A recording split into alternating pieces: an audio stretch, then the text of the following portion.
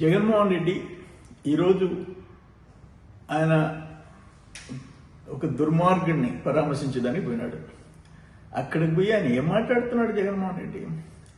ఆయన కులాల గురించి మాట్లాడతాడు, చంద్రబాబు నాయుడు గారు లోకేష్ బాబు గురించి మాట్లాడతాడు. నీ పార్టీ వాళ్ళు కూడా సమర్థించరు. అదేమంటే వార్నింగ్ ఇస్తావు, సప్త సముద్రాలు ఉన్న పట్టుకొంచి లోపలేస్తానంటావు. ఇది కర్మ. నేను ఒక సలహా చెప్తా. ఇప్పుడు ఈయన పోయి చూసి వచ్చావు, ఒక మనిషి అనే వాడు చేయని దుర్మార్గాలు చేసిన వాడిని జైలుకి పోయి పరామర్శించావు. అక్కడ మీ తల్లి పైన, మీ చెల్లి పుట్టక పైన చేసిన సోషల్ మీడియాలో వ్యాఖ్యలు చేసిన పోస్టింగ్లు పెట్టినవాడు జైల్లో ఉన్నాడు. ఆయన కూడా పోయి పరామర్శించరా, ఒక పని అయిపోద్ది. ఆ పని చేయి, నువ్వు మంచి పేరు వస్తుంది నీకు.